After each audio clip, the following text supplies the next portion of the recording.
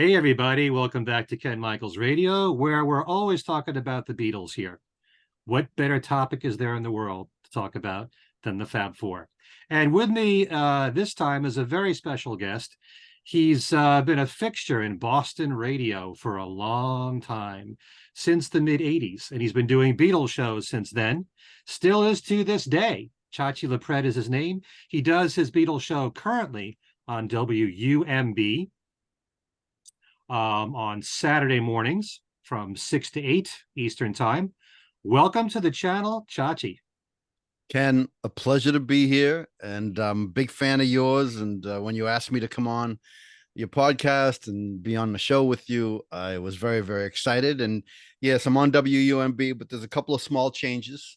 WUMB in Boston, they run a show Saturday mornings from 6 to 8 a.m., and they run a show on Sunday mornings, 10 to noon. So what they do is the Sunday show from 10 to noon is new.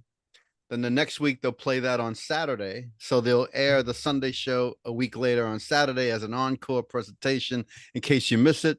Okay. And I'm also on Seacoast Oldies 104.3 in Maine.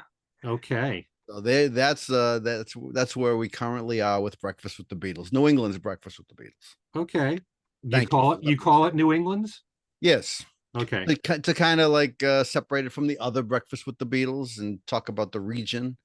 But most times I say New England's, but sometimes it's just Breakfast with the Beatles. But in this case, since you're all over the world, we'll say New England's. Okay. Are any of the shows archived? The people want to Yes, listen? WUMB archives the shows. That's correct. Okay. Very cool. Many ways for you to hear Chachi's show. Yes, thank you. you. So let's talk about your beginnings. You were born and raised in Cambridge. That's right. And you first saw the Beatles, like many of us, on the Ed Sullivan Show, February 9th of 1964. Mm-hmm. Had you heard I Want to Hold Your Hand before then? Yes. I'm a first generation Beatles fan. I was 7 years old when they were on the Ed Sullivan Show, but I had two older brothers and a sister. And so I was able to, get sucked into the vacuum with them. My sister bringing home Meet the Beatles and I Want to Hold Your Hand in November, December, and everybody gearing up in January. Can't wait for February 9th. And I certainly remember in Cambridge, as you say, Cambridge, Massachusetts, watching the Ed Sullivan Show, 8 p.m. Sunday night. It was life-changing for me. And I immediately wanted to be Ringo. And so and the 60s were just so much fun. I always carried a transistor radio. Prior to the Beatles, I was listening to my parents' music, Frank and Tony Bennett and all the Italian crooners. And you and me both. Yeah, you too, right? My parents were into the Jerry Vales and Al Martino's and of course Tony Bennett, who we're going to talk about here on the show, and of course Frank. All the great crooners. And it was a great education to have not only the new music of the time in your ears, and many is the time here on this channel I bring up having a transistor radio glued to my ear, walking down the street, hearing the top 40 songs of the day.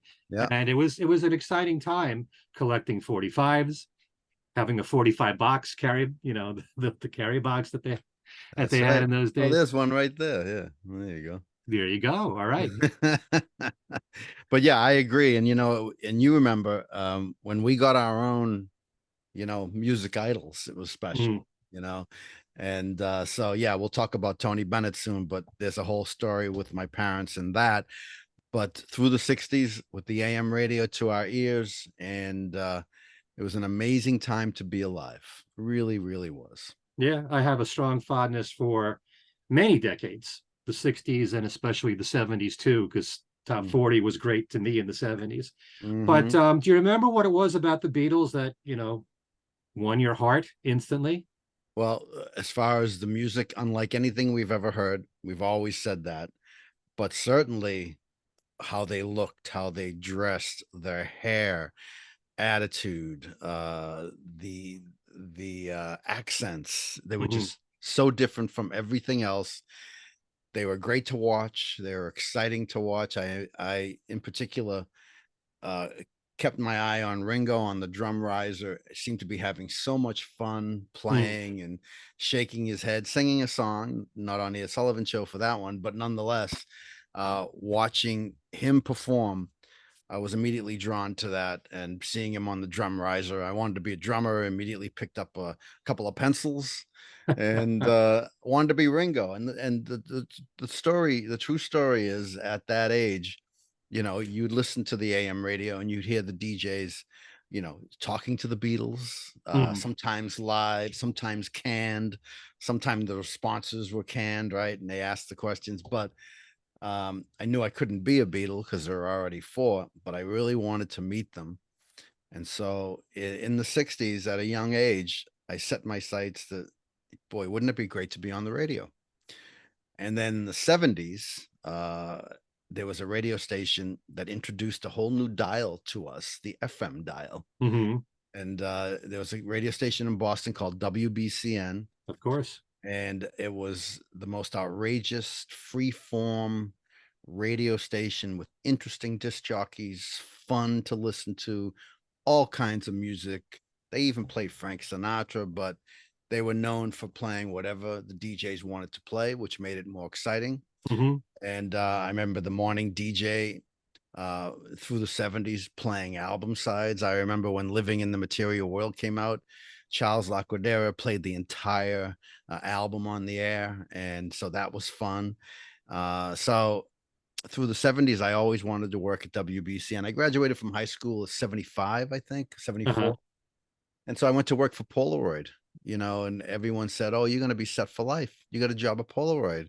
You're going to get a pension. You're going to make a ton of money. And then, so from 76 to 82, I worked for Polaroid. And so one day in 1981, I was sitting at my desk at Polaroid and I was so sick of my job. So I wrote a letter to the morning guy at WBCN, Charles Laquadera. A couple of days later, I got a call from a woman who works for him. She said that Charles loved your letter, and would you like to come in? And you know, we don't have any positions open. We have a volunteer network, but we have a long waiting list. But Charles was really loved your letter, so would you like to come in and, you know, answer phones on Saturday night, request lines? Because there were always people on the phone lines answering at WBCN. It was always a beehive of things going on. And so I went in that following Saturday night at 7 p.m., stayed till 7 a.m., drove the overnight DJ home, and I never left. For a year, I worked for free. And then in 82, November, I was offered a position. I gave my notice at Polaroid, and I took the job, took a pay cut. And, you know, everyone at Polaroid's like, you're going to regret this. You're going to regret this. You're turning down so much opportunity. Many people said, don't go. And then what happened, Ken? Polaroid became a penny stock. They didn't get ahead of digital photography. And just like Kodak, right? Kodak was huge back then. And both of those companies did not look to the future. And so I think I made the right call. You certainly did. And, you know, the Beatles themselves followed their own hearts. You know, they could have had a day job, a 9-to-5 job, something secure. Yeah. But, you know, they're very lucky that everything happened for them when it did, because timing is so much a big part of their whole story. Yeah. Especially when you read a lot of what Mark Lewison has written about. And there was a time when the Beatles are ready to throw in the towel in 1961, you know, but a whole string of events that proved to be so lucky for them, you know, helped to make the story what it was. But yeah, since you mentioned WBCN, they are really well known for playing the Get Back, Let It Be bootleg in September of 1969. Were you listening back then? I don't recall it specifically, but I certainly knew about it, and it's out on bootleg CD. It's back there in my collection. But nonetheless, yeah, they snuck it on the air. They played it, and it was amazing. It's BCN legend. I don't remember specifically tuning in and hearing it, but it is part of the history of the radio station that continues to this day, despite the fact that BCN's been gone for a little while. but that was a groundbreaking station. Everybody in the country, as far as other radio stations, always looked to what WBCN was doing. What's BCN playing? We can play that. So they followed the lead of not just BCN. There were 2 or 3 stations in the country that other stations would look to, say, who are these guys playing? Because we usually played the right stuff, you know. So it was just legendary place to be. I was so grateful to be there. I kind of wish that I had BCN when I grew up, because I was very much a top 40 kid. WABC was my life. And then in the 70s, I still followed top 40. Then later on, I wanted more stations like a BCN. And we would have WLIR on Long Island, for example, you know, WNEW in New York, that would go beyond playing the popular songs and go deep into albums and stuff like that, which you know, that's, to me, my favorite kind of radio, not just playing the familiar, educating people while playing stuff that they know. So maybe later on, it could be a dangerous thing if we have a talk about radio here and how it's changed. I don't know. Do we want to go that route?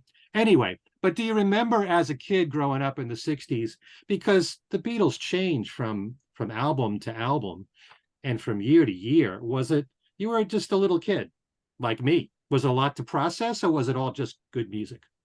It was both. You know, like I said, I had 2 older brothers and a sister, and I listened to the radio all the time. I remember as a young kid taking the trolley to Watertown, near Cambridge, to pick up Beatle 45. So, and I remember in 1964 going to a movie theater in Watertown called the Coolidge Theater to see A Hard Day's Night. So, although I was young, those were vivid memories, because you know what, Ken? All my friends were all playing sports, no interest in sports.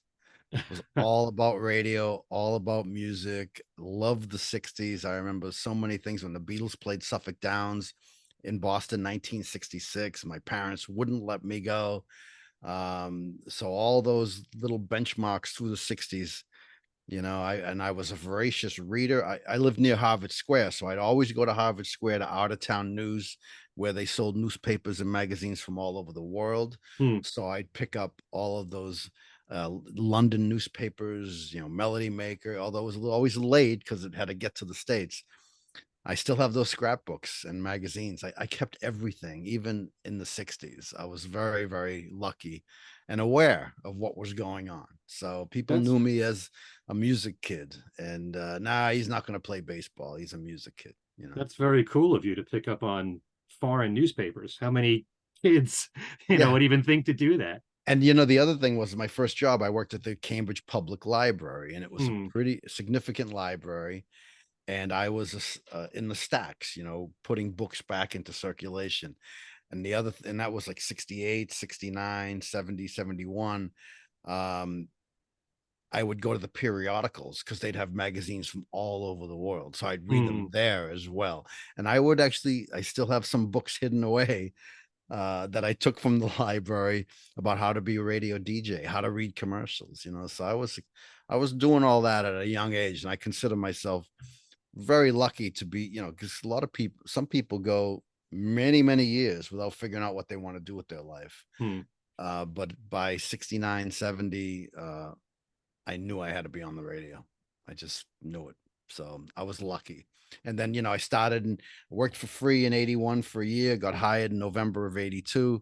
By 84, because everyone in the station knew I was a huge Beatles fan, I was given a Beatles show called Get Back to the Beatles. It was on every Sunday night from 6 to 8 p.m. And I did that for a long time. And then I got shifted over to WZLX. The company bought ZLX, which is a classic rock station. So as the audience grew, it was time for the Beatles show to move to ZLX, which was a classic rock station, still on the air. And so I was working at both stations, BCN and ZLX, as the communications promotions director. So working at both stations, but my Beatles show became Breakfast with the Beatles, and it ran on ZLX for a very long time.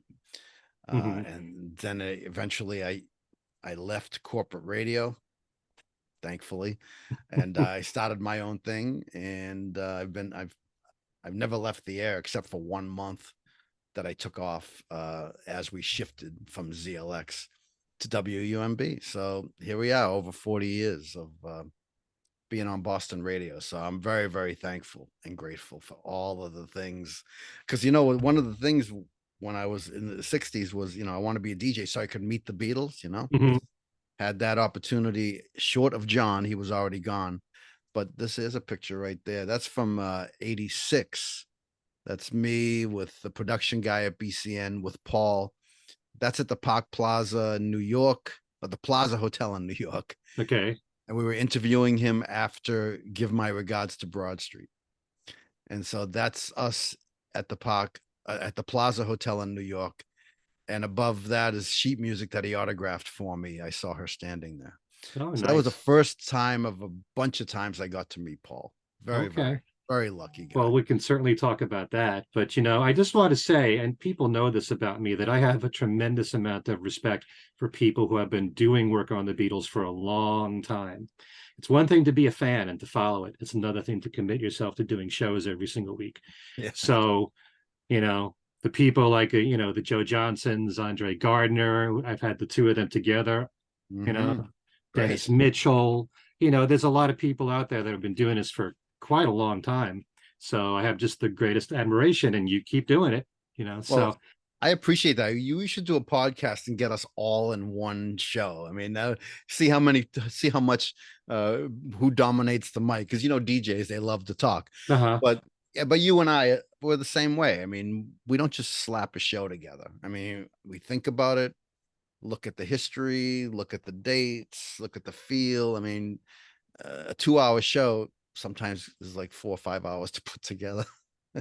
Oh yeah, just choosing everything. You know, we curate, you and I. That's what we do. True. I mean, I like doing thematic sets, inserting interviews, you know, if there's a new interview, mixing the familiar with the less familiar, having obscure tracks in there.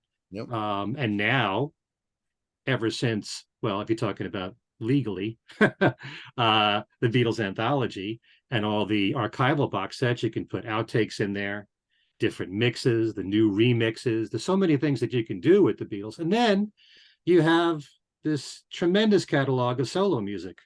Yeah. Isn't it unbelievable? I mean, you remember, Ken, in the early 70s, sure, the Beatles were gone, but you had 4 Beatles on the charts with albums at the same time. It's like amazing. You know, there are people who lament the Beatle breakup, you know, but at the time when they broke up, I was 10 and a half. And all I remember is that in 1970, we had the McCartney album. We had All Things Must Pass. We had 2 Ringo albums with Sentimental Journey and Bukus of Blues. We had Plastic Ono Band, you know. Crazy. We also had singles. We had Instant Karma in there. So it's like there was so much product coming out, and it didn't feel like a loss in any way, as long as they kept on being productive, and they continued to be. Yeah. And so you know, the solo catalog is so precious to me, and I think highly underrated, because everybody compares it to what they did as a band. But the music that they've given us on their own, you know, the songs are so strong, and they never stopped writing great material. And even Ringo now, ever since, especially Vertical Man, has co-written just about every song on his albums. Yeah. Most of them. So yeah, he did a lot with Vinnie Poncia in the 70s, but you know, from Vertical Man on, the Mark Hudson period, he started to co-write everything. So all 4 of them are really great writers. I wouldn't put Ringo in the same category as the other 3, but he still has done quite a lot. Oh, he's done quite a lot. And, you know, certainly the Ringo album was the closest thing to a reunion when he put that out. But the other thing that I do on my show, I love the summertime. And so I do a little thing called the Breakfast with the Beatles, Summertime of Beatle Album Sides. I love curating, playing album sides, complete, start to finish, uninterrupted, whenever possible on original vinyl. We did side 1 of Living in the Material World. Last week we did, and listen, I'm an American catalog guy, right? So I play, you know, Yesterday and Today, side 1. I love the American catalog, and I understand the quality. Not as good as the UK releases, certainly when Dave Dexter and Capitol Records did their, unique stereo sound. But you know what? For me, that's authentic. So for the most part, 99% of the times, I play, the American album sides. That's pretty different, for Beatle DJs today. But there are a lot of people. In fact, I had a guest on my show who's been on quite a lot, John Montagna. He's a bass player. He's been with the Alan Parsons Project, and he had written an article defending Dave Dexter, and the mixes that came out, that they worked for America. I don't know how to think. I love it all. I grew up on the American albums, and I was used to all the reverb that was added. And to me, when I then had to become familiar with how they were released in Britain, especially when the CDs came out, and I'm hearing, I Feel Fine, She's a Woman, I Want to Hold Your Hand, dry. Yeah. It's like something's lacking here, because my ears were used to the way that, that I heard them as a kid all those years. So some people may think it worked better that way. It's you're so affected by what you hear when you're young. It has a tremendous impact on you.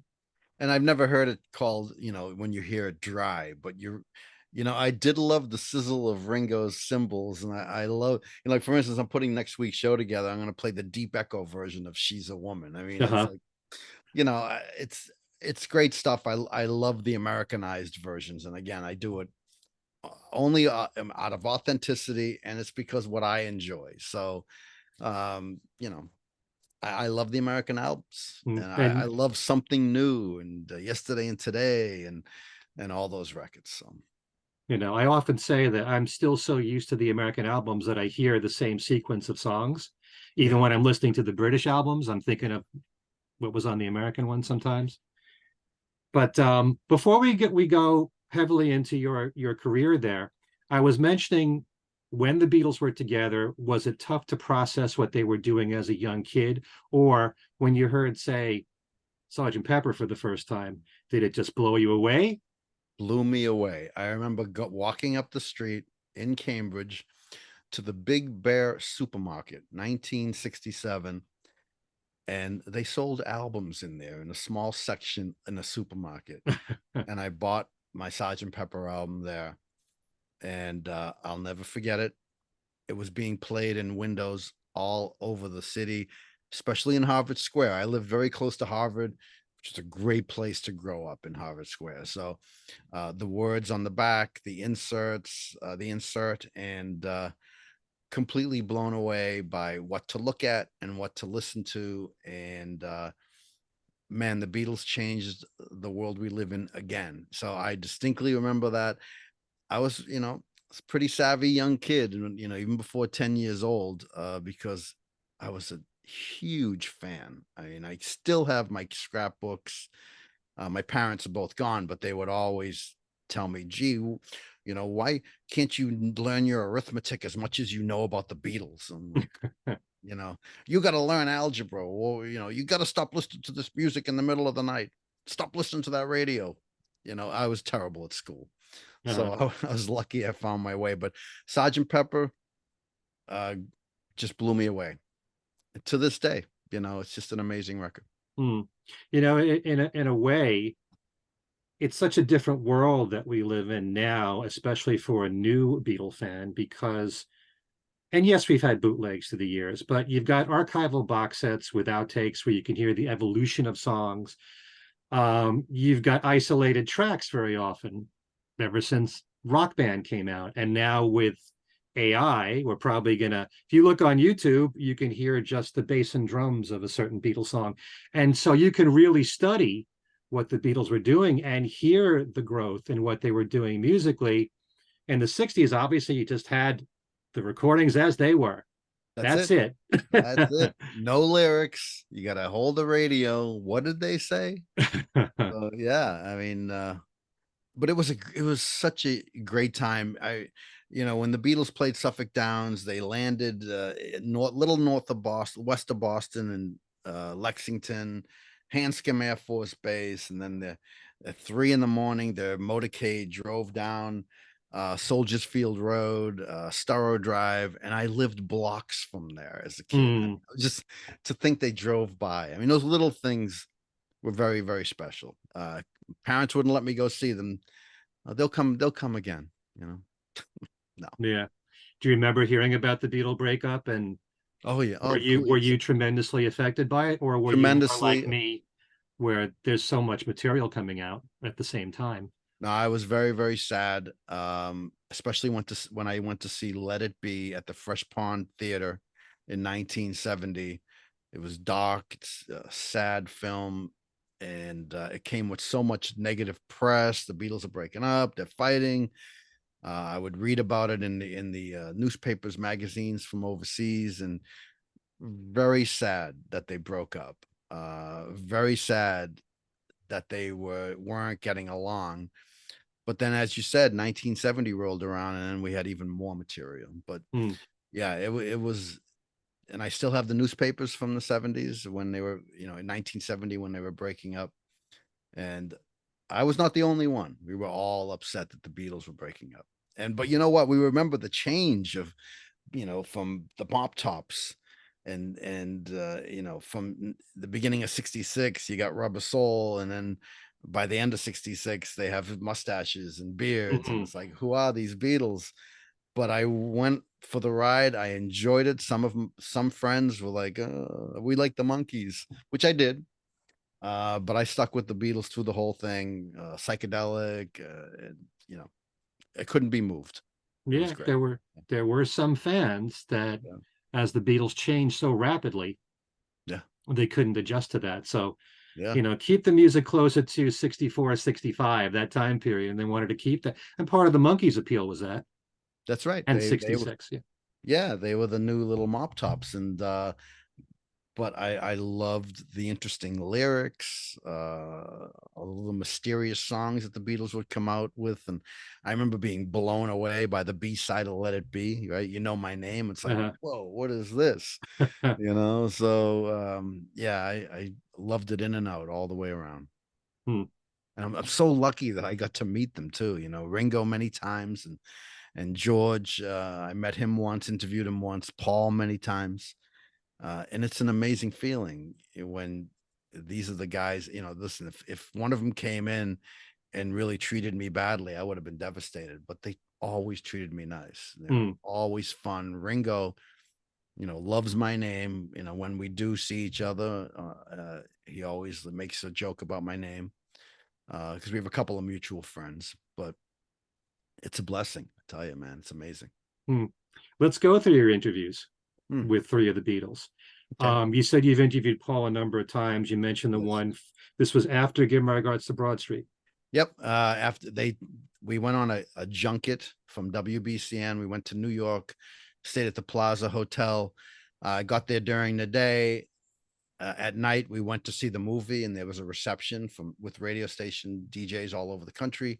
Then the next day, we were all at the Plaza. The movie company put everyone up at the Plaza. Saw the movie the night before in a private theater. Had a little bit of some food and reception. The next day, they took us up to the 11th floor at the Plaza, and I remember all the DJs standing in the hallway, lined up. Hmm. And so it got to my turn with Tom, my partner there, who worked at the radio station. He was the production guy. Brought us into a room. As you can see, there's the room. Paul was sitting there. They sat us down at the table. We had 10 minutes with him.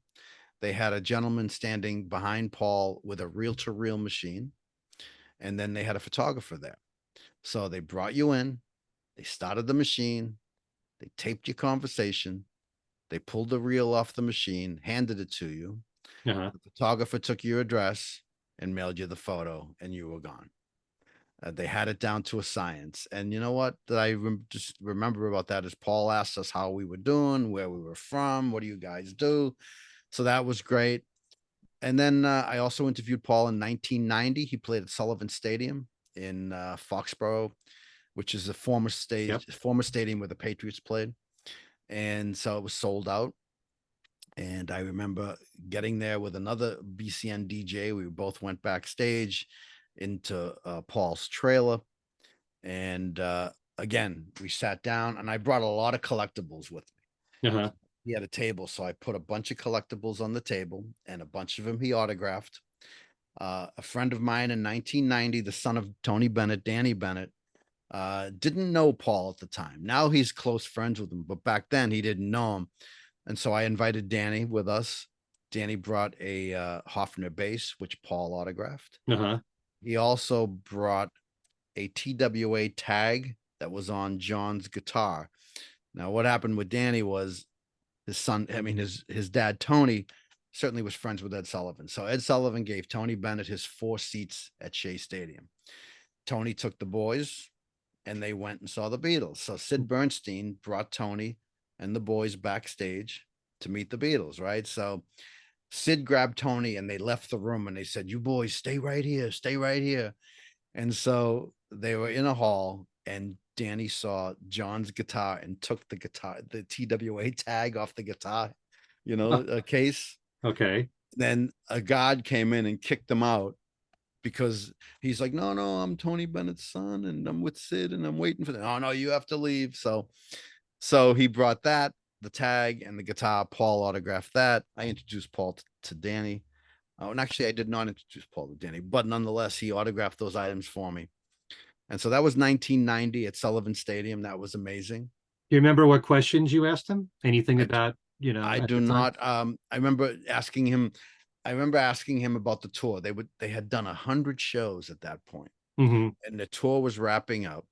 And one of the questions was that, so what are you going to do? You've done 100 shows. You're going to wrap up. And he goes, "Well, I'm going to take a little time off." And then sirens started, blaring. Uh-huh. He goes, "Oh my God, what's going on? It's a bust. It's a bust." And we all started laughing because we thought, oh, they hadn't got to that point. His Japan arrest hadn't happened yet.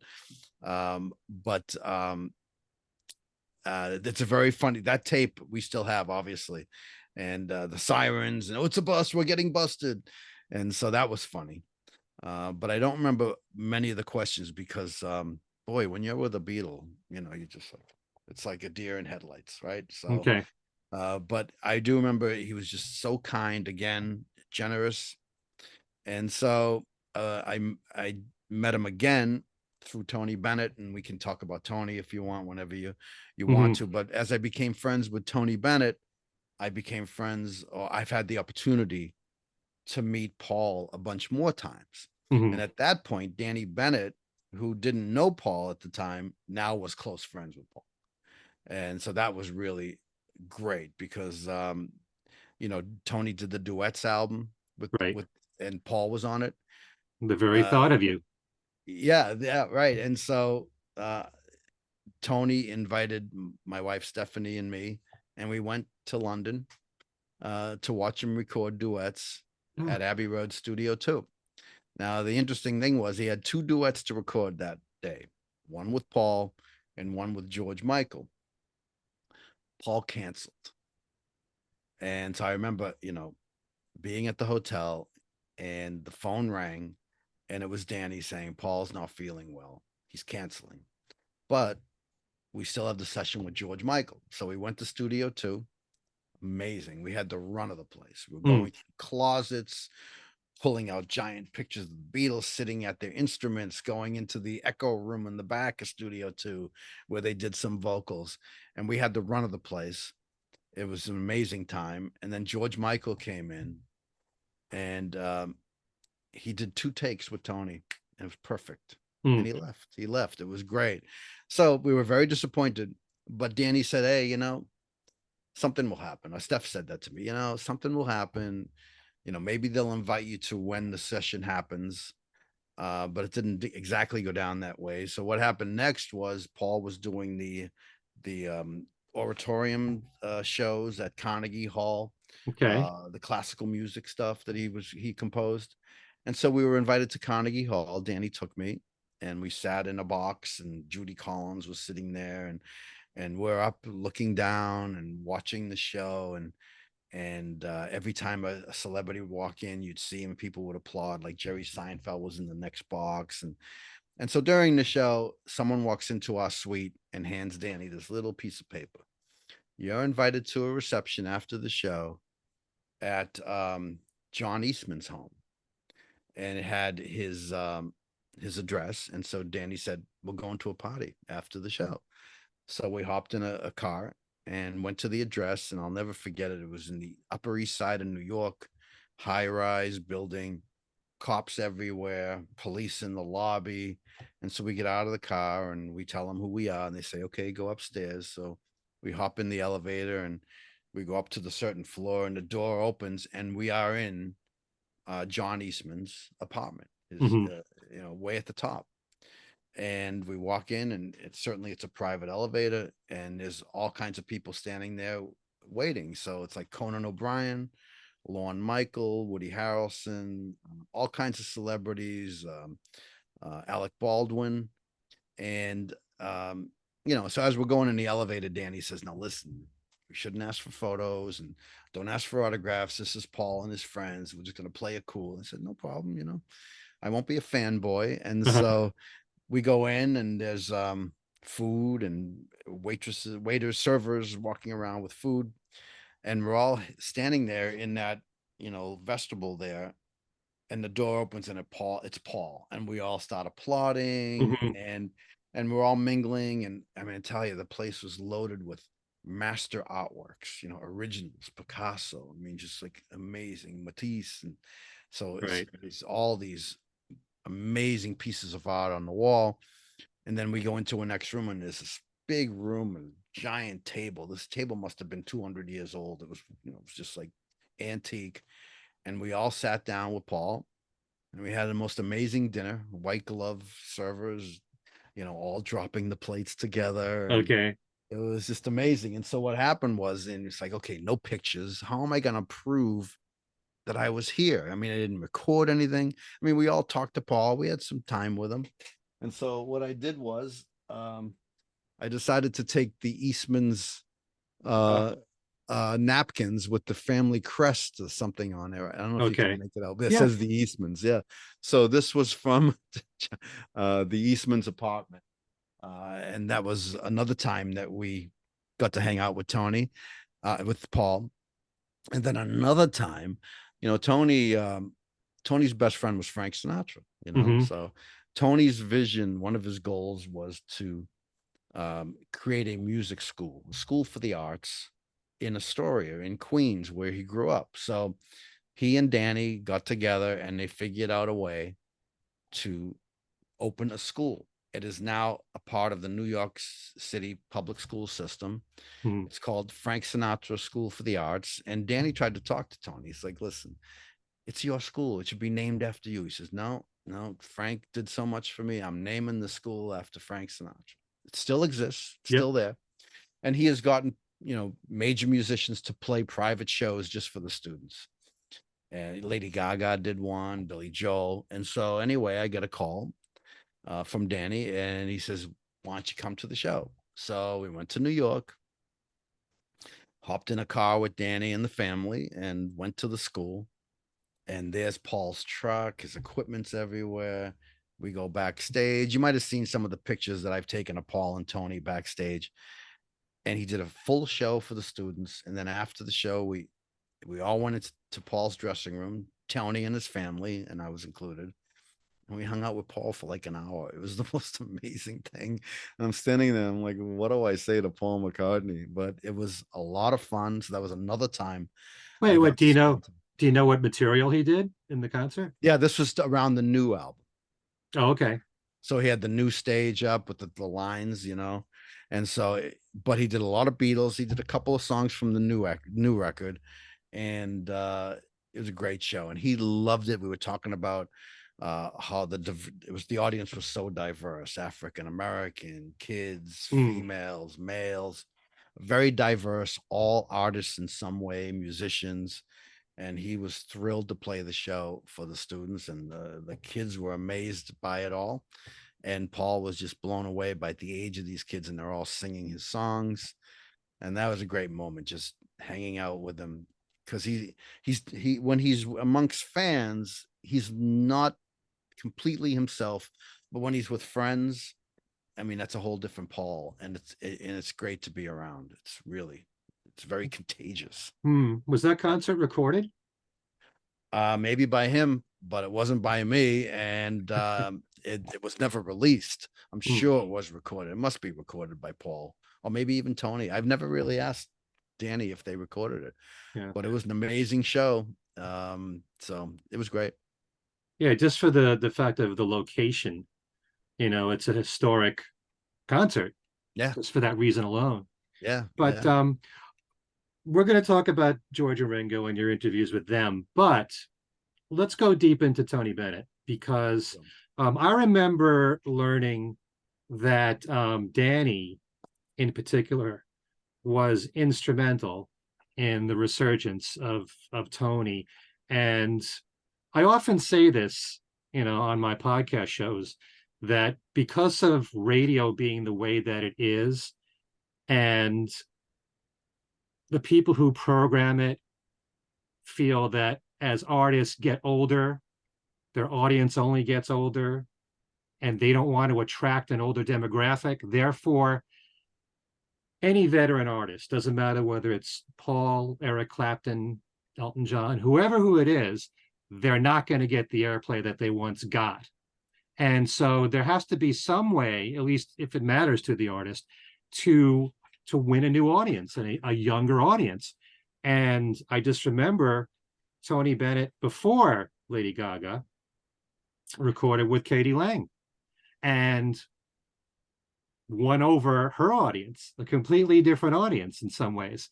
So, and then from there, also Diana Krall and Lady Gaga. And that, it's kind of like when people frown on, Paul works with Kanye West and Rihanna. There's a lot of young people who will say, who's Paul McCartney? That know who Kanye West is and who Rihanna is. But, some artists care about that. But you played a very big part in this entire story of Tony's music, his new music getting airplay. Tell folks about that. It was another moment that I'll never forget. I was just happened to be in the right place at the right time. But as I said, my parents loved Tony Bennett, so I was familiar with him. And so, when you worked in radio back then, we had a lot of flexibility, a lot of latitude to really play whatever we wanted. It hadn't got to corporate radio point yet. It was getting there, but in the 80s, there was a sweet spot there. And so I would get, free albums all the time from the labels. All the record people, all the radio people in those kinds of positions were on the list. And you always get a box every week of the new releases. And so I got a box from Columbia Records, and I'm like, oh my God, Tony Bennett, The Art of Excellence. And so that was the album. And I remember listening to it, and I'm like, oh my God, this album is great. Every song works together. It's almost a concept album. Every song is excellent. These songs actually have hooks. It's like, oh my God, I love this track. And each one was fantastic. And I was on the radio, certainly at BCN. I would fill in on the weekends, and I would fill in on occasion during the week. And certainly I had the Beatles show.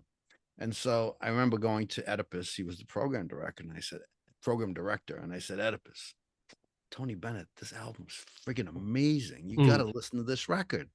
And I said, listen, this song is so fantastic. How do you keep the music playing? Would you mind if I played it?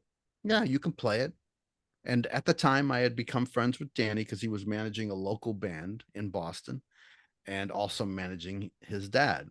And, to frame the story, Tony was just like Frank and the others. When the Beatles came along, I mean, kind of like put them out of business for a little while. Tony didn't work for like 10 years because the Beatles just dominated and their audience had gotten smaller and smaller. And then Tony dealing with drugs, money problems, facing bankruptcy. The IRS told his manager, we're going to take Tony's house.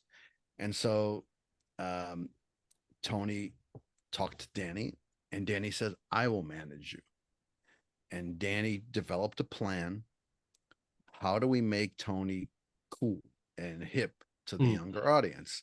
And so at the time I was working with Danny locally. He was in New York, but I was working with him, helping him with a couple of local bands he was, managing on the side. And I said, dude, Out of Excellence is fantastic. I'm going to play it on the radio station. You're kidding? I said, yep, I'm going to play it. And he says, can we have Tony call in? I said, I'll talk to Oedipus. We had Tony call in, and it was the beginning of the resurgence. MTV was happening. He was on the Grammys with the Red Hot Chili Peppers. He started doing the Letterman show. And so going back to what I said earlier, where other radio stations in the country would look to what we were playing and what NEW and some of the other stations were playing, because we would lead the way and they would follow suit if we were getting a great response. And so they saw us playing Tony Bennett. And next thing you know, Tony's getting booked for radio station music festivals. He did a show for me as a gift. Danny said, listen, whatever show you want Tony to do, we'll bring him in for you. And so I talked to the people at BCN, and we decided, okay, let's put him at the Hard Rock Cafe in Boston. Private party, some contest winners, but we'll do it for family and clients. And he did a full show for me at the Hard Rock Cafe. I remember introducing him to the audience. And I remember, he came up, we shook hands, we hugged, and I remember saying, I love you in his ear. I said, hey, I love you, Tony. And he says, I love you too, Chach. And so that was the beginning of our relationship. And he never forgot. I remember he was taping a Tony Bennett TV Christmas special. It's a Tony Bennett family Christmas. And he was going to have his family in the show. And it was going to be the story of Tony's home alone during Christmas. His trio's there. There's a storm, and his family's coming over. And so that was the story. And so Danny called me and said, listen, they're having the family in. My brother's in. My sisters are in, but I don't want to be in it. So you're going to come and you're going to play me. But they'll call you Chachi. And so I was in the entire video. I have speaking lines, and I sang with the Manhattan Transfer. They stopped by. It was just the most amazing thing. We were in New York in July at this big sound stage, and they had a house built inside with snow everywhere. So there were outdoor scenes, indoor scenes. And so it does play on holidays during the Christmas season on television. So I was in Tony Bennett Family Christmas. And then he took me to the Super Bowl when he played halftime. He took me to the White House when he played on July 4th.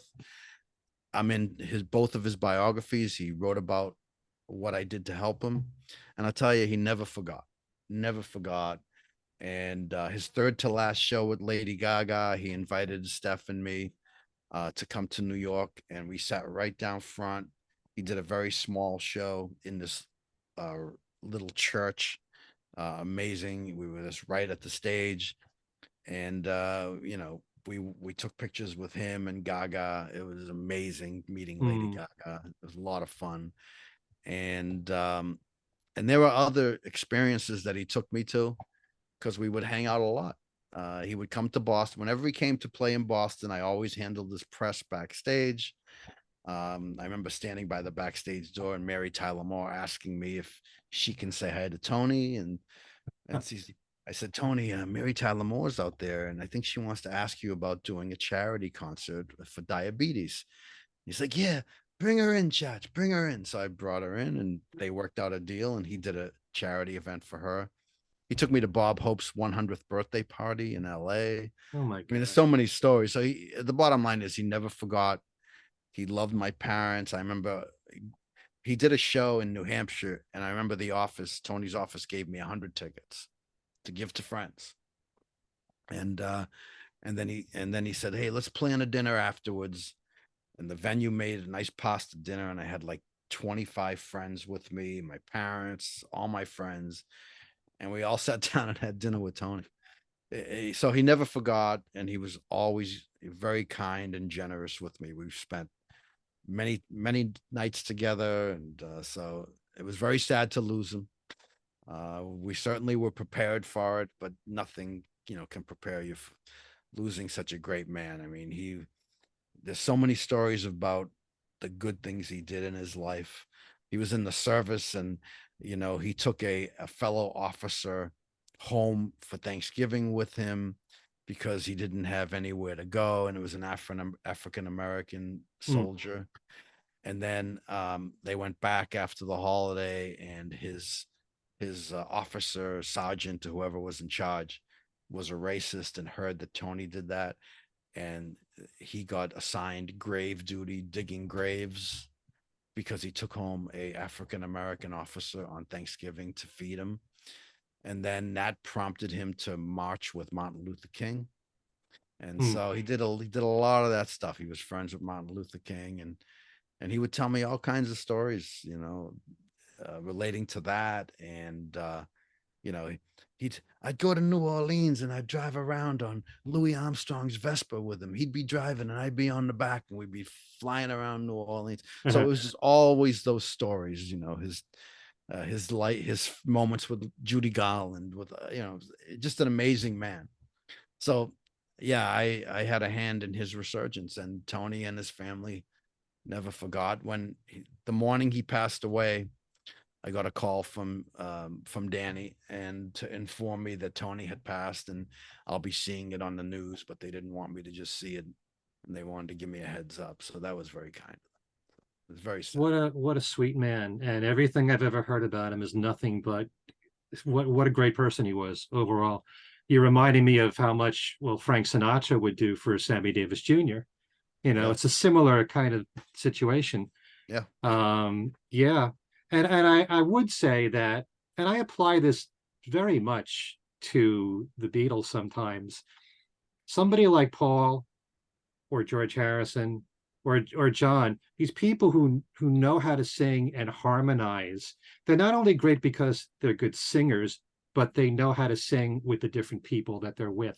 Somebody like Paul, it doesn't matter whether he's with Stevie Wonder or Michael Jackson or Johnny Cash or George Michael, you just mentioned, always sounds great. Same thing with Tony Bennett. Doesn't matter who he sang with. Yeah. Everything sounded natural, despite different styles in the singing. And that takes a great singer. Yeah. Yeah. And that was part of Dan's brilliance, Danny Bennett. And I remember it was either Newsweek or Time magazine did an article on Danny Bennett, and they called him a genius in the article. I'll never forget it. And we laugh about that. But it was Danny's idea. We should pair up Tony with younger performers, Bono. They did all of those 2 albums of duets. Right. And you're right. I mean, he could adapt to any singer he was sang with, and he was easy to perform with. And I got to see him do a lot of that, and it was pretty amazing, man, to watch. I mean, the guy is just a beautiful voice, great interpreter of the music. But I thoroughly recommend The Art of Excellence. And then the album after that, Astoria, which is like a sister album to it. 2 of my favorite Tony Bennett albums. He's put out over like 500 albums over the years. I mean, just to have a box set there, it's like this big, filled with albums on CD. He put out that many albums. I'm very grateful that I got to see him one time only. I always wanted to see him. He's always been a big part of my life. I saw him at Mohegan Sun. And 1 hour show, sounded just such a pro.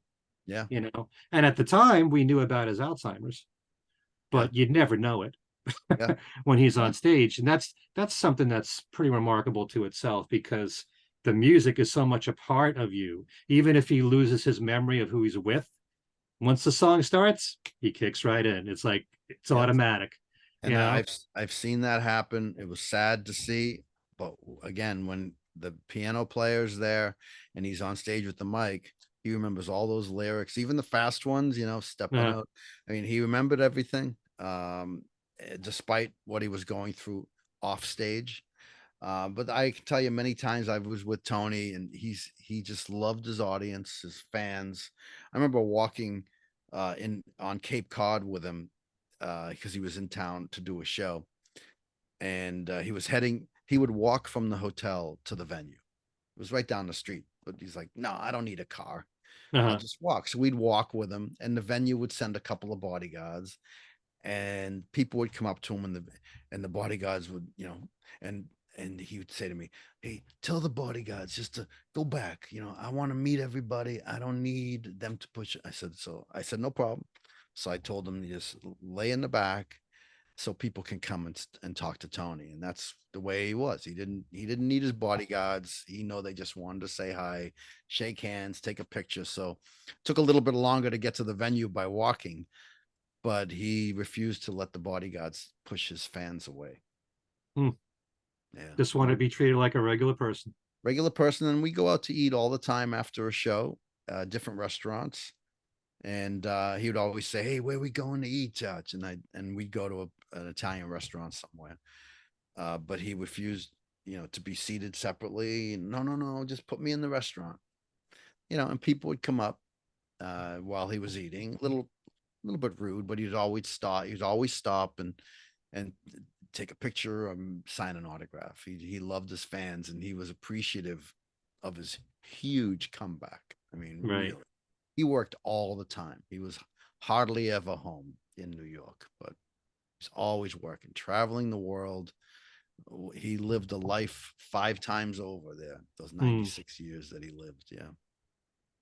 I can't think of anybody who in his 80s and 90s had top 10 albums. Yeah.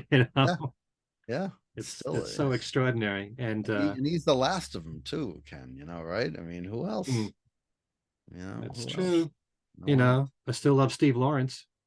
I loved Steve and Edie. I thought Edie elevated Steve, I thought.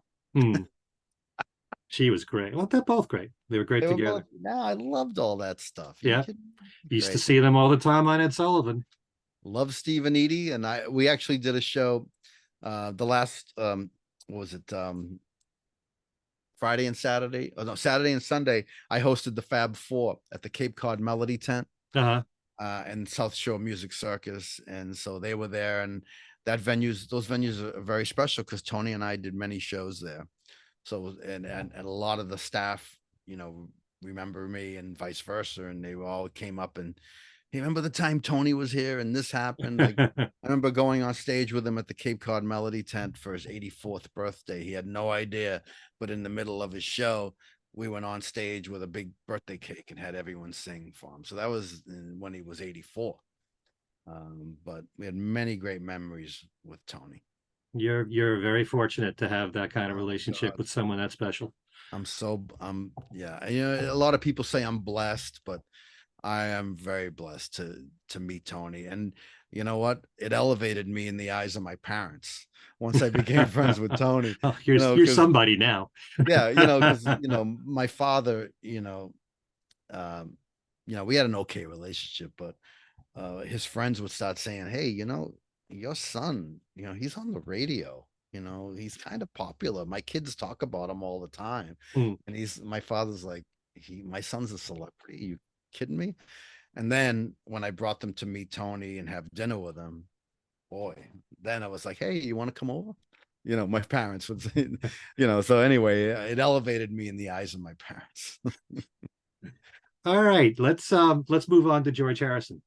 How many times? I only interviewed once. Okay. But it was an amazing interview. It was later. It was tied in with the Wilburys. So I had the chance to interview him along with another disc jockey from BCN. And but they told me, he wants to be interviewed as Lefty Wilbury. It's like, okay, that was one of his names, right? Lefty. Am I mixing up names? He was Spike. Spike. Okay. Lefty was Roy. Okay. Sorry, then I have it wrong. But and he had two. He was Nelson. Okay, no, so it was Spike. I just mixed up. Okay, yeah. He wants to be interviewed as Spike, and I said, okay, we'll do that. Sure. I'm not going to say no. So what we did was, and I have the interview somewhere in my files. What we did was, I'd say, "So Spike, tell me about your friend George. Does he like to do that?" And so he would answer for George. And so I thought that was cool. And then, and I said, I'm reading a lot about you guys possibly going on the road. And do you think you're going to pack a lunch? And he loved that. Right.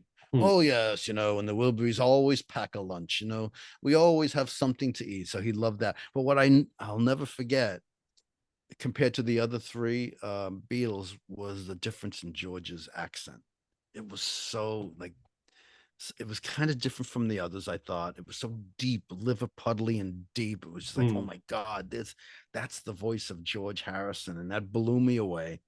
So we had a great interview with him. And what happened was a little bit later, the record company guy said, hey, George would love to autograph an album for you. And I'm like, you're kidding? Because he was calling in from Hawaii, his house in Hawaii. So the guy said, get me some Beatle albums. I'm going to ship them to George and he'll sign them for you. And so I was like, wow. So my partner I did the interview with, and another radio station guy that facilitated getting the interview, we ended up sending 6 albums. They shipped it to Hawaii, and then we get the albums back, and they're all autographed. Now, I think mine is right here. Excuse me for going off camera. So I sent him Help. Yeah. And so that's his autograph. He signed that for me. Okay. And I think it was a cutout album. No, it's not. So anyway, no. George autographed that one for me. And so I got an autographed George album. And so that was amazing.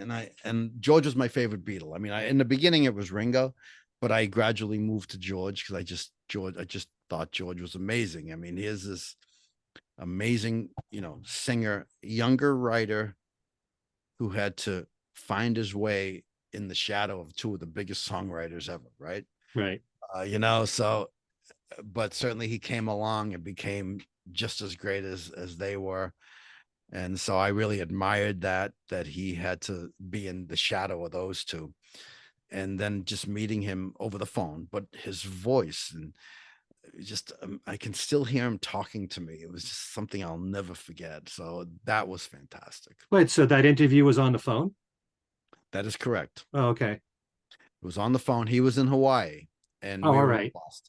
Okay. Yeah, so he I don't know if the family still owns it, but there's a home in Maui. Yeah. That's the one where you only get to it by helicopter, apparently. Something like that. But it was fun. And the record label guys, like, he really enjoyed the interview with you guys. And he knows you're big fans. You want to get a George album, a Beatle album, and he'll autograph it. I'm like, oh yeah. And so we sent 6. And I know that one of the people I work with had a Sgt. Pepper album still in the shrink wrap, right? And so he got a razor, right, and just cut the shrink wrap so it would fold over so you could sign the actual album, right? And so you put a post-it note and said a little arrow, sign here, where it pointed to the actual album cover. So we get the albums back, and George didn't quite get it because he ended up signing the plastic. And so he still has the album today, but there's a reason why they call it shrink wrap, right? Because it eventually shrinks. But he still has it, although George signed the plastic and not the actual album. But, well, you got a unique artifact there. The fact that he did it that way. That's right. And, through Ringo and Paul, have you ever seen my Newsweek magazine? You've seen that. No, I saw that. Can I get up? Go ahead. Was this interview after the first Wilburys album or volume 3? Yes, after the first. Okay.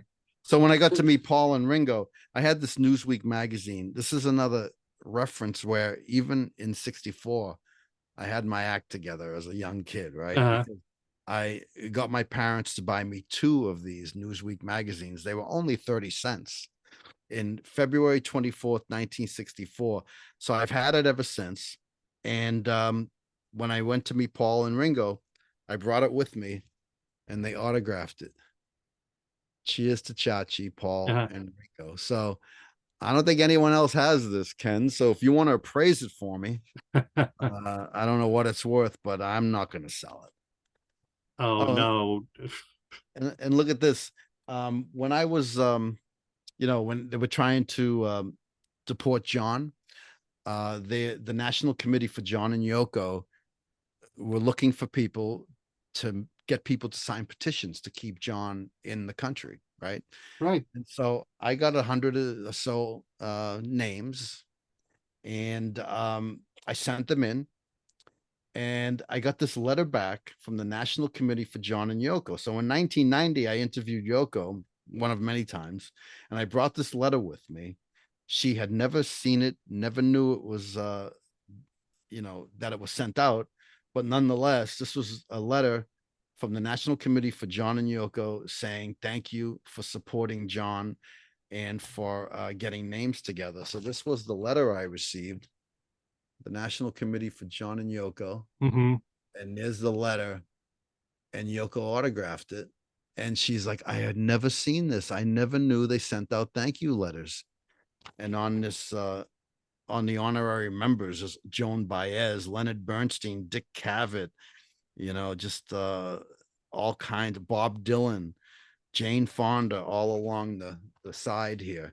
Yeah. They're all on the committee. So Yoko autographed that. I found it behind my my Newsweek magazine. So. Okay. So when you've interviewed Yoko, was it always in person or on the phone or what? Always. I think I may have interviewed her once in person, but mostly over the phone. Mm-hmm. And you know what?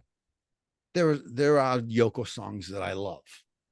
Sorry. I love Sisters Oh Sisters, We're All Water. There are Yoko songs that are great. And so I remember interviewing her once, and we did it live. And I was coming out of Sisters Oh Sisters, and she was blown away. And she just couldn't believe I was playing that song.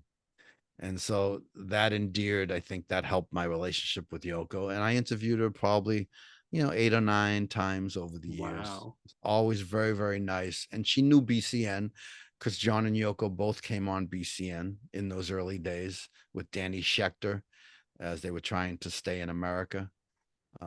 So she was familiar with the radio station, and she loved the fact that I played her songs. And I'm a big fan of Sometime in New York City. I mean, me too.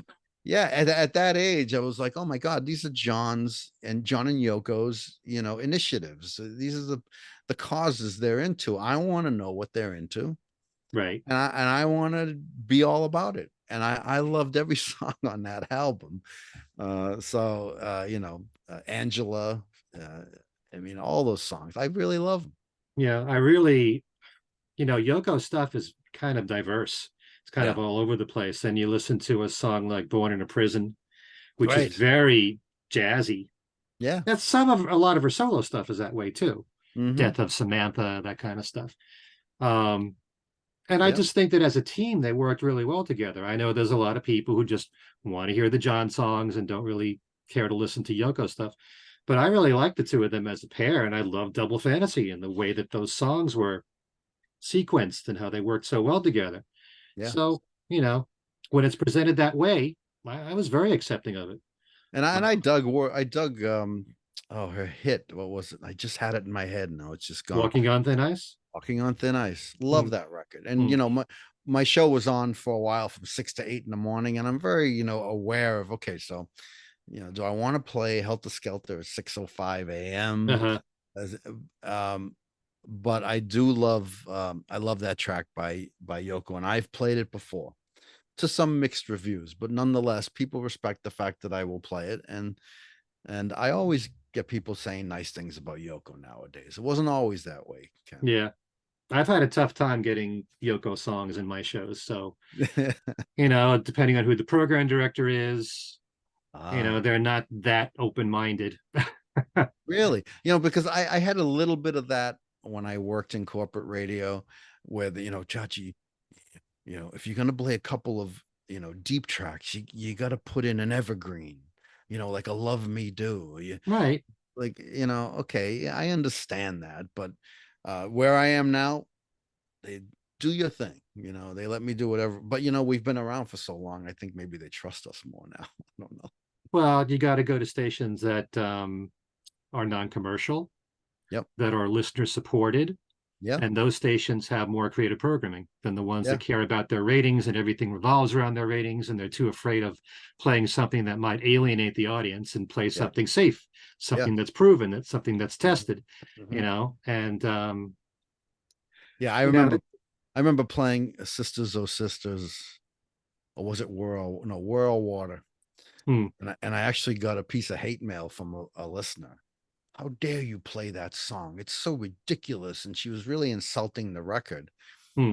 And you know what? I've always, anytime we got a letter of complaint, whether it was my show or something at BCN, because I was the promotions director, communications director at the station, I was always smart to have a corporate job at the radio station in addition to the DJ job, because at some point they're going to let you go when you age out, the format, right?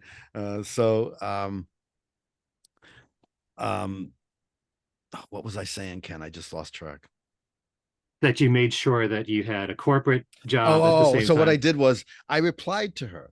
I replied to every email, whether it was a negative email or not. And so I explained to her, here's the deal. Here's why I love Yoko. Here's why I love the song. I appreciate you sending me an email.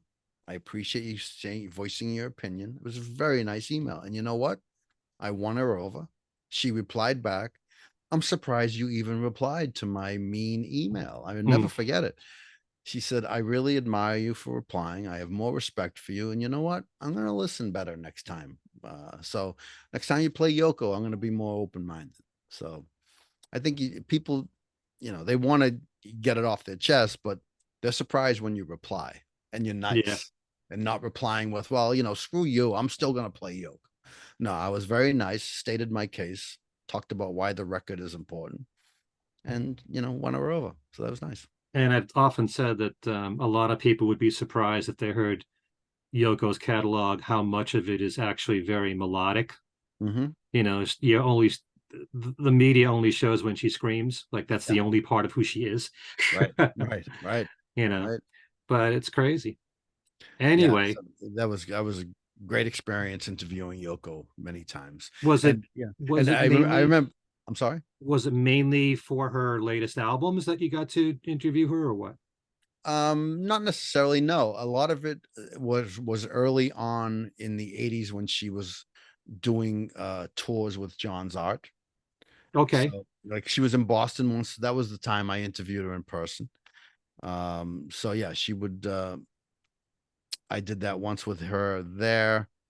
And so we had a relationship through the years of whenever she had another initiative that I would always welcome her on the air. That's great. Oh, you know what I did? I also went to I took winners to Hollywood when they gave John the star on the Walk of Fame. And there was a little reception at the Capitol Records building because his star is right in front. And I took winners to a private reception where Yoko was there. So that was fun. And, being involved in that was cool. Very nice. Yeah, there was an art exhibit of John's artwork in New Haven. So it's probably the same time as Boston, I would think. Yeah, she was traveling around. And so she was always very, very kind, very sweet. Yeah, I was fortunate. She was on tour with Sean one year, and she played the Paradise Rock Club in Boston. And I remember going to the show, and the record company guy, the Capitol Records guy, Tony, was inebriated. He was a drinker. Great guy, big Beatle fan, and he was the Capitol Record liaison at the show. And so I remember Yoko's tour manager coming up to me and saying, Chachi, Tony is so drunk. Would you mind handling backstage? Introduce her to everybody because you know everybody here. And so I had Sean and Yoko, and I was, we had a line of record people, radio people, and so I was handling the backstage because the record guy was too drunk. It was pretty funny. Very nice. Were you at there was a birthday concert that Yoko did in Brooklyn, and there was a Plastic Ono band there with Eric Clapton and Klaus Vormann. Yeah, and Sean performed. And did you go? I was there. It was a great show. To this day, I don't know why it hasn't been released. Good for you. No, I did not go to that. When do you remember the year of that? Oh, 90s? No, it was in the 2000s. It was in the 2000s. But Sean performed. Sean even played drums on one song. I'm trying to remember what. Bette Midler was there. Paul Simon's son, Harper, performed. It was a really great show. Wow. No, I did not go to that. Good for you, though. Yeah, good for you. Yeah. I got to interview Yoko 2 times, both over the phone. One was for when she had her Rising album released, and also the John Lennon acoustic album. And So, so how was that? Did you enjoy it? Was she great? oh yeah, very nice, very Yeah. sweet.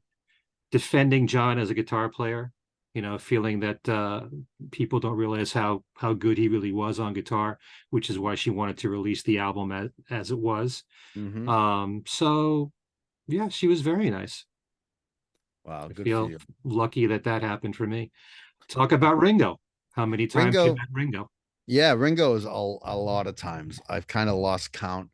Um, I think the first time interviewing Ringo was his very first Boston All-Star Band tour show.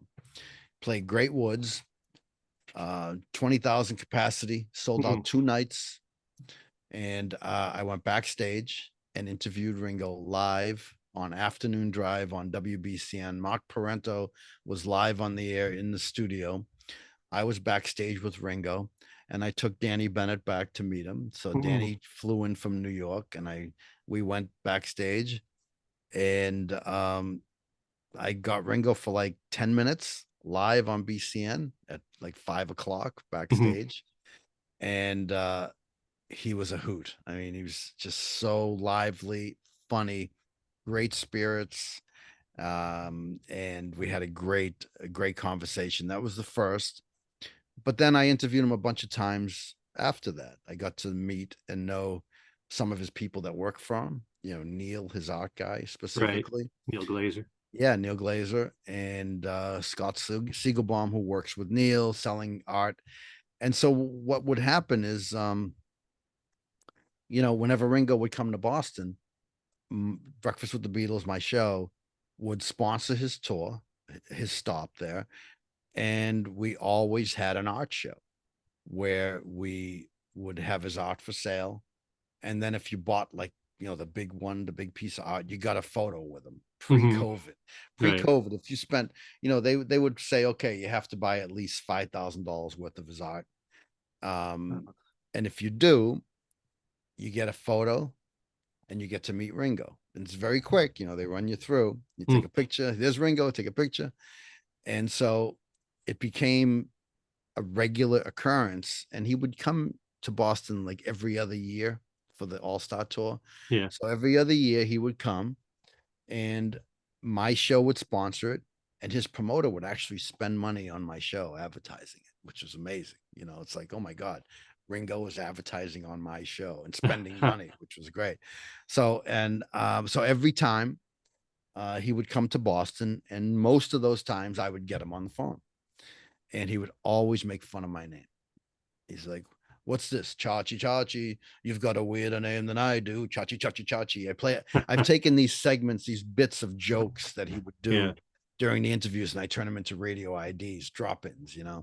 So people would always hear Ringo playing with me, having fun, laughing, and I'd always set him up. It's like, Ringo, you've been interviewed by DJs forever. You must get sick and tired of talking to DJs like me.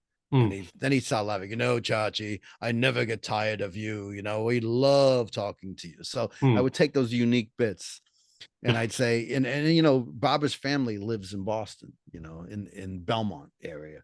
Her brother is a surgeon. And so I would say to him, so Ringo, do you think Barbara's family in Belmont listen to my show?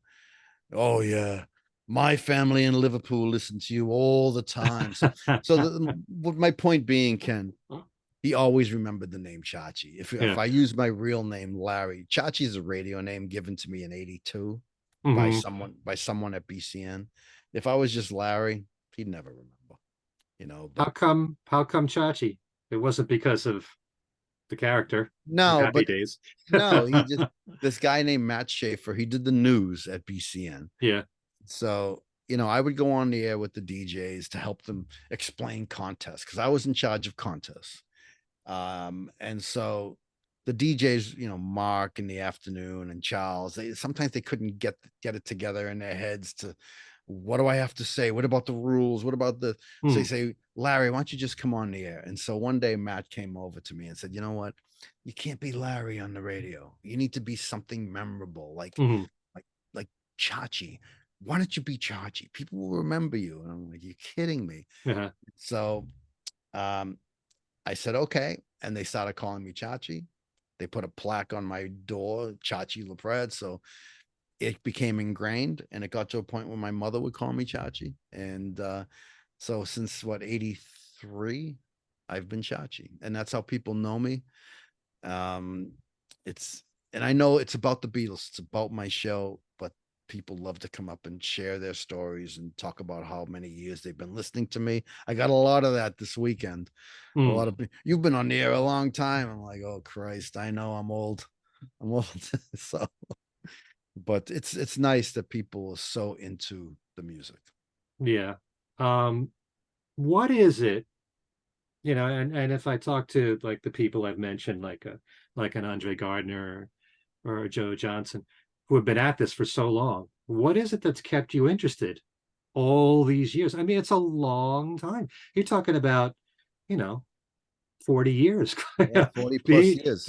so what is it that's maintaining your interest in the Beatles at this high a level that you're willing to keep doing shows every week? I just, it's been such a part of my life. I could never separate myself away from it. Hmm. It's still exciting to me. And, I mean, listen, the Beatles still make the news today with the AI stuff. Yeah. And yeah, I can see how, oh, we're going to play this song. I don't feel that way at all. And the catalog is so deep with the box sets, the outtakes. Hmm. I, and this, Ken, there's always something new, whether it's a story, something that has just been uncovered. Hmm. It's always new and fresh to me. I never get tired of it. But you know what? We're radio guys. I love being on the radio. And I don't know if there's anything else I would do but be on the radio. So, and I love the attention. Hmm. I have an ego. Um, People listen, and I don't want to sound self-serving, but people know me. I mean, Steph always tells a story where we were going to a wake and we're pulling in and they were directing you to where to park. And the guy says, "Oh, sir, you should be parking over there. So thank you very, very much. I appreciate it." And he goes, "Listen, I hate to, and this might be inappropriate, but are you Chachi? I recognize your voice." So I love that. Hmm. I do have an ego. So anyway, it's really gratifying to be able to play this music for fans that love it so much. It's so much a part of who we are. And it's kind of like, when people ask Paul or Ringo, why are you still doing this? Yeah. It's like, what else are we going to What else are we gonna do? do? And Tony Bennett always told me, the moment you stop, Chachi, the moment you decide, I'm gonna hang it up, you might as well, that's gonna be the end of you. And that's why Tony kept going for 96 Yep. years, because if you stop, it's over. Hmm. So I keep going, and I love my show, and I listen to every show. I listen to the songs still. I Feel Fine has got to be one of my favorites. I Hmm. just love that record. Love it. Yeah. I Why love don't you um why don't you talk about the state of the Beatles today? You were mentioning AI, and of course everybody's talking about Now and Then. Are you really excited about it? Do you Yes. think that there's too much hype around it? What's your feeling? Never too much hype around the Beatles. The people that come to my shows, my stage shows, and all the things I do externally, all ages, young kids love them. Um, I think the fact that they still make the news is a testament to the depth of their canon of music and Hmm. the quality of music and the quality of themselves, their hearts and souls. These are great men. And so I love when the Beatles still make the news. And maybe it happened to you, Ken, when the AI thing came out. TV people started calling me for comment, a couple of newspaper people. So they continue to get press. Uh-huh. Well, it's amazing with what the music that comes out today. They're still top of mind for so many people, and I love that. And we were right, Ken, back in those days. You remember when the press were like, oh, they're not going to make it out of 64. They're a flash in the pan. But we were right. We The knew they would be Beatles, around. the Yeah. Beatles thought that way Yeah, right. because that's how they were taught. Everybody had a career for a couple of years, and Yeah. you've seen the interview with the Yeah. four of them, and John saying we could be big headed and say we're going to last for 5 years, because that's how everybody thought. Yeah. Yeah. Yeah. But you know what? Us fans, we knew better. These guys were not a flash in the pan. This music does not get old. It still creates a lot of curiosity from people of all ages. We can't get enough of it. I can't tell you when, the Fab Four shows I hosted, the range of ages from 7-year-old kids to 95-year-old people who are like, Chachi, I've been listening to you for 40 years. I love the Beatles. I remember seeing them here. I remember this. And I love hearing their stories, and you can see how their faces light up. There's a new book out. I don't know if you saw this book. Do you know this book? Not that one. No. This is a brand new book from an Englishman who lives on Cape Cod. Interesting name, but it's Davith, Davith. Davith Rees just put this out. Worked on it for 3 years. It's just the Beatles in 1963. So it's like that the other books where they go through every day of the year and they tell you what they were doing, but this is far more in depth, and it's a fantastic book. Now, Ken, I will gladly hook you up with Davith. Sure, he'll send you a book. He's a great interviewer. This was his life for a long time. He talked to so many people in England, and all of 1963 is in here. It's a fantastic book. All kinds of stories that have never been told from people who experienced the Beatles firsthand. So this is my favorite new book, Beatles 1963, A Year in the Life. I'll gladly hook you up with Davith, and he'll send you a book and you have him on your show. We spent 2 days together. He was there at these shows because he lives on the Cape, and he sold a ton of books and he autographed each one of them. And I brought it up on stage. I said, you got to own this book. It's so good. So I'll hook you up with Davith. He would love to be on your show. Well, every year when the Beatles were together was fascinating in its own way. And in 1963, that was the big breakthrough year in the UK. Yep. And once you take a look day by day of how busy they were between recording sessions and BBC appearances and press, it's incredible. They barely had a chance to breathe. So, it's a fascinating year in that regard, how their lives completely changed. Once Please Please Me was a hit, that was it, And I always talk about how the Beatles, you measure them in dog years. So 1 year for the Beatles is like, a lifetime career for another band. I mean, what they did in 1 year, I'm like, my God, they're exhausted. But, when you're 21, 22 years old, you have that kind of energy, but they worked all the time. That. Yeah. And so again, the Beatles 63, fantastic book. That was a great year. And certainly next year is going to be big, Ken. A lot of 60th anniversaries, right, dude? It's like, wow. I know. we're already planning events for next year. February 60th for the Ed Sullivan Show. 60th anniversary, September 12th, 1964. The Beatles played the Boston Garden. It was the loudest show of the tour. The local DJs on the radio in September 64 telling people on the radio, don't bring jelly beans. It hurts them. They don't like being hit with jelly beans. And so the local radio station, Arnie Woo Woo Ginsburg, put out a call saying, bring confetti. Be nice to your favorite band. And there are pictures where the Boston Garden's filled with flying confetti. And the fans listened to not bring jelly beans. So next year we'll be celebrating the 60th anniversary of that show. And next month we're celebrating 59. So they only came to Boston twice. And, pretty amazing at the Boston Garden in September. And then 2 years later, Suffolk Downs, one of 2 or 3 racetracks they performed at. It was a horse racetrack, and it was memorable. The track is no longer there. They're building condos and such on the property, but they only played in Boston twice. Yeah, as far as the box sets are concerned, you have all the Beatles box sets from Sergeant Pepper through Revolver. And now we got the Red and the Blue coming out remixed.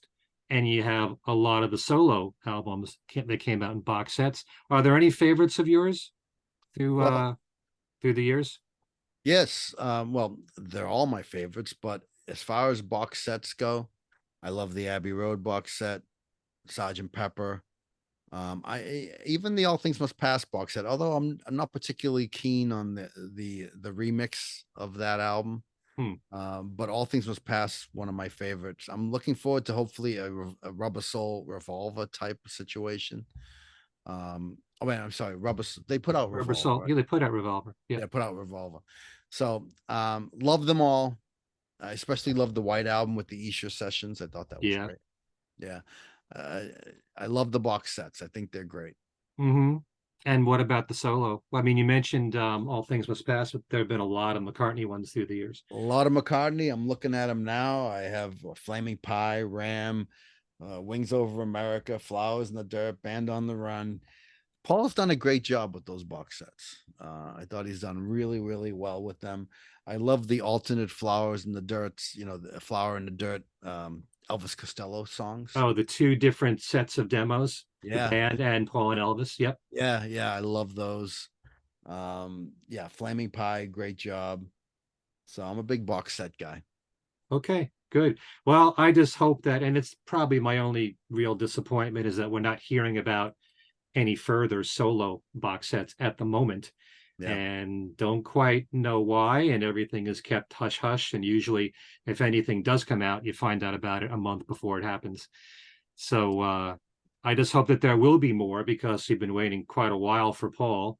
A lot of people are waiting for London Town and Back to the Egg, and for me, I'm waiting for Press to Play, Off the Ground, those albums. So were you a fan of Press to Play? Absolutely. What's your favorite song is off that? Well, Only Love Remains is possibly right. his greatest love song in his solo career to me. But I love the fact that that he worked with Hugh Padgham at the time, and it had to have been an adjustment after Wings ended, where Paul produced just about everything during the Wings period with Chris Thomas on Back to the Egg. But after McCartney 2, he went with the tried and true with George Martin for 3 albums. And then what are you going to do? Are you going to produce yourself all over again? Or are you going to try and adapt and work with some of the producers of the time? And Hugh Padgham was the hot producer of the time with Genesis and the Police and all that. And a lot of that music reflects that production-wise. And I had no problem with it. When an artist goes and does something that you don't expect him to do and doesn't play it safe, I like that. Yeah. And I like the production on Press to Play. I don't think everything is so heavily 80s as people say. Only Love Remains is more traditional. I think Footprints is that way as well. However, Absurd has a very heavy sound to it, but it's very Beatle-y to me. Exactly. But it kind of has become like the poster album for a lot of fans that don't want to move on to different production and different sounds and don't want to adapt. And, I've also heard some people say, well, no, I don't like the songs, but I think what they really are objecting to is how, a lot of fans don't like change. Yeah. As John Lennon said.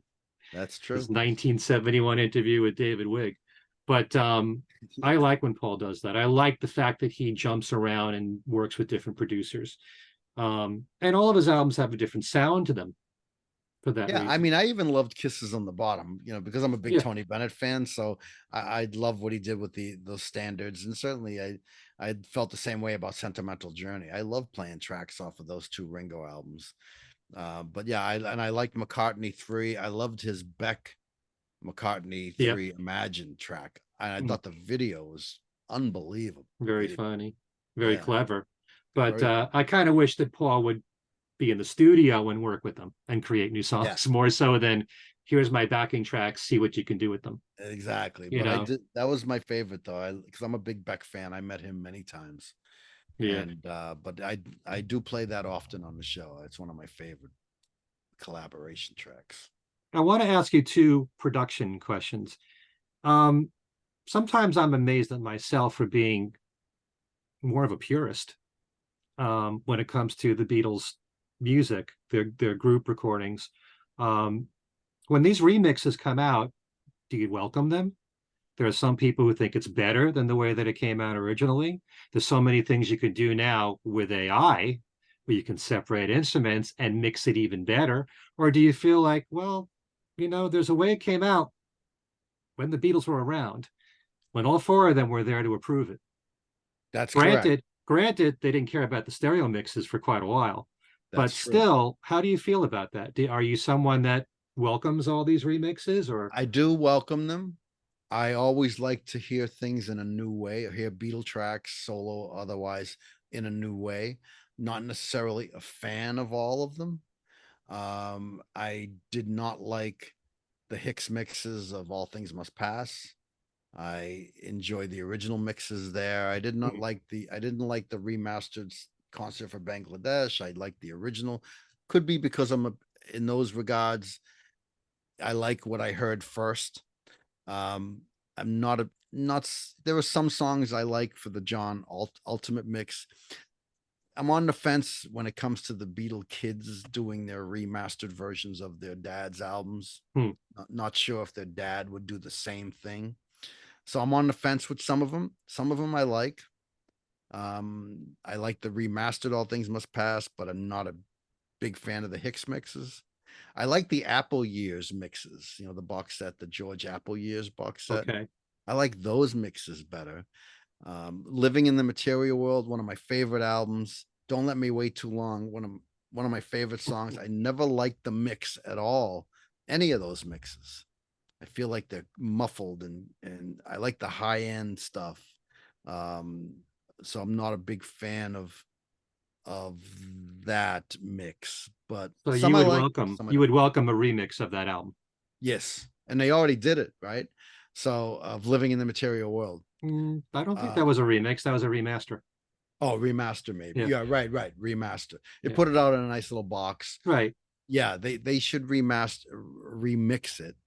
I didn't, again, not necessarily like some of the mixes. I thought they were too bass heavy in the All Things Must Pass remixes, the Hicks mixes, too bass heavy, not enough high end sounds for me. But I don't have a professional ear. I'm just a Right. D. I grew up wearing headphones, blasting the music, as a DJ. So I don't have a trained ear. I'm just, and a lot of people say, "Oh, you're an expert." No, I'm just a big fan that put myself in a really unique position to play music for people. But I don't sit there and I can't articulate what I'm hearing so much. I'm just a fan. I still like hearing different opinions, and it doesn't matter whether you have a trained ear or not. Yeah, yeah. Because I remember learning that Jeff Emmerich was not a fan of the remixes before he died. Um, and even Chris Thomas has said there was a White Album Symposium in New Jersey where Talk More Talk, one of the podcasts that I co-host, Chris Thomas was there, and he was just talking about how, in those days when the Beatles were together, they were thinking about how things sounded on the radio. They weren't thinking about, quad or eight speakers in your room or whatever. That's right. They just cared about how it sounded, probably with a transistor radio in the very beginning. That's how their ears were. And a lot of people prefer the mono for that reason. So, I like hearing different opinions from people. I don't know whether there's a right or a wrong, but I think there's a part of me that will always feel like the way they put it out in the 60s is the way that all four of them accepted it as it came out. Right. Yeah, you could appreciate it more with remixes, I suppose, but I never want anyone to say that's the way to go, or that it's so much better. I don't think there was anything wrong with the originals to begin with, but there are some people who will be very picky about those things. Yeah, and you're right. They were like, how does it sound on the radio? You always hear the stories, when they were in the car and they heard it on the radio for the first time. So they recorded it for the radio. And those remasters, the remixes, I love hearing them all, the new approaches. I love hearing sounds I hadn't heard before. But I am a purist in terms of the American catalog, despite whatever Dave Dexter and Capitol Records had done to the tracks. Listen, I love the James Bond intro on Help. What am I going to say? Yeah. It's so easy to love it all. It totally is easy to love it. I mean, this has been a love affair since 1964. And I don't know what our lives would be if there were no Beatles. I mean, I'd probably be working at a corner store somewhere. Me too. Yeah. I'd probably still be working in a record store, which is what I did for about 6 years of my career. Really? What store did you work in? I worked at Record World on Long Island in their biggest store in Roosevelt Field. And I was a manager at the Wiz. Nobody beats the Wiz. And they had their own record department. Wow. So yeah. And my wife Stephanie worked at Strawberries Records for years. Did marketing and promotions for the entire chain. So yeah, she did. Nothing better than going to a record store, Ken, when you were younger. Oh yeah, but most of my paycheck went to the music. Exactly right. Exactly. A lot of cutouts too.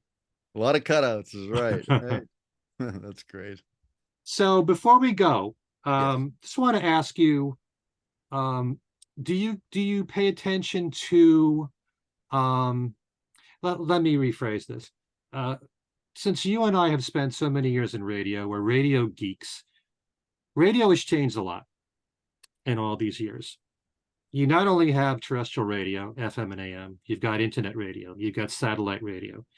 And do you think radio matters like it used to in being influential? I always want to know, especially in the case of the Beatles, where young people are discovering their music. And I'm sure a lot of it is from streaming, going on YouTube, Spotify, whatever. They could be listening to the Beatles channel on Sirius XM. There are Beatles shows like yours and mine, other syndicated Beatles shows.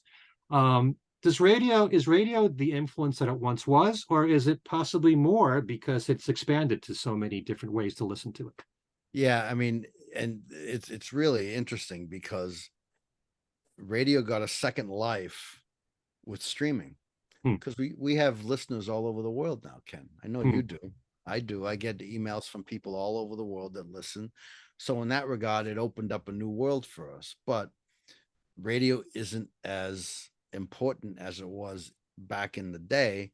It's certainly it's not a place to go to break new music, unless it's a station that's an independent, listener supported, which, one of the stations that I'm on, they play new music. But you go to the behemoths, the iHearts, the classic rock stations, they're still playing AC/DC. They're not playing the new music. But then again, there's a segment of the audience that doesn't want to hear new Bruce Springsteen. They want to just listen to what, the stuff that's been out for a long time. So it's kind of like half a dozen of one, six of another. It opened up a world for specialty shows. For our type of shows, for people to listen. But it's not a place you go to hear new music. It's a comfortable place for people who don't, have the new technology in their cars to listen to Sirius or to plug in their phone.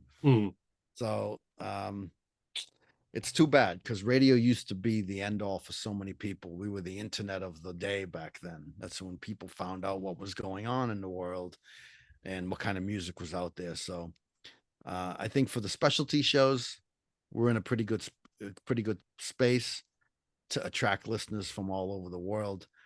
But I don't think a listener from Spain is tuning in to, a classic rock iHeart station in America that's still playing, George Thorogood. So. Right. I know in my case, an internet station, independently owned, is more likely to take a Beatles show than a commercial rock station in the United States, a classic rock station, an oldie station. I just had a conversation with a friend of mine who's the program director at an oldie station where they played 60s music and now they want to phase it out completely, which is nothing new. And if your image of the Beatles is Beatles equals 60s, despite all the success that they've had in their solo careers, that's hammered into your brain. The Beatles are the 60s. They kind of are phasing out that catalog. So on the commercial stations, I think it suffers with the Beatles.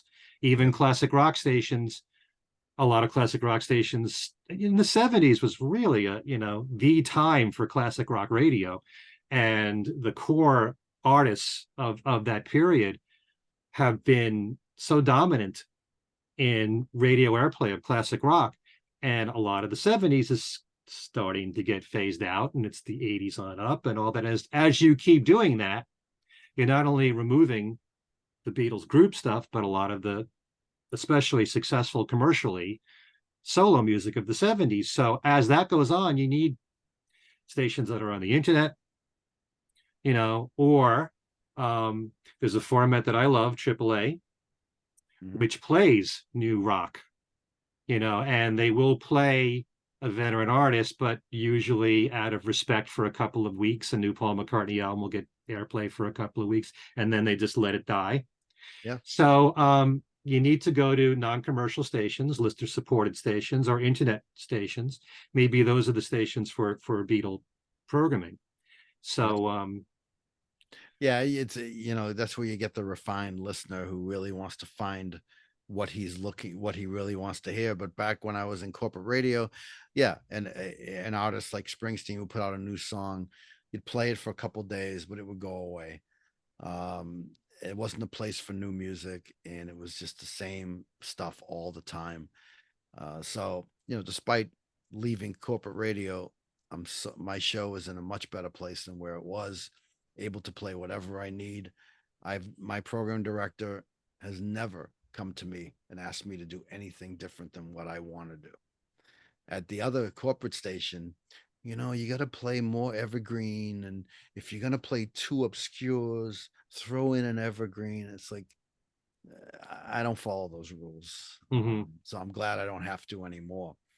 But even then, in corporate radio, they didn't have too much handcuffs on me, just a little bit. But I think we're both in a better place nowadays with streaming and people being, not have to be in your car to hear a radio show, So okay. I think we're in a better place. Luckily for us. What do you think of the Beatles podcast world? There's so many podcasts out there. There's a lot of podcasts, a lot of analytics, a lot of analyzing songs, and it's not really my thing. It's all good. I love hearing shows that go into each track on an album. My podcast is more an interview show. I love to talk to Beatle people, whether it's authors, performers, celebrities, but mine's more interview driven. But there's a Beatles podcast for any kind of interest. Love podcasts. I think it's great for the industry, and I love what you do with Talk More Talk and with Kid O'Toole. She's no fool, as Plastic would say. So there are a handful of podcasts that I listen to, but mine is more interview driven. I love interviewing people. That's what I've been doing for years. And but I'm not an analytic type guy. I think other shows do a much better job than I would. But podcasts are great. There's a lot out there. You got to rise above all the others. And I love the fact that Paul's doing a podcast now. Yep. That's something new. That is something new. Although I will say, there's a little bit of revisionist history perhaps in some of it. Really? You think so? Well, I think, we lose our memories after all these years, and they remember things differently. Maybe, so. There's something to be said about as you get older, you do remember things differently, but does that mean that it's of less value? No. Than when it was closer to the time? No. So, but I do love hearing, comments, interviews from the period, from the 60s. That's right. More so than it is now. I mean, let me say this. I wonder if John would dispute anything that Paul says nowadays. Maybe. But listen, that's Paul. That's great. I love to hear his outlook on anything. But I wonder what John would say. That's wrong, Paul. You didn't work with me on that. Whatever.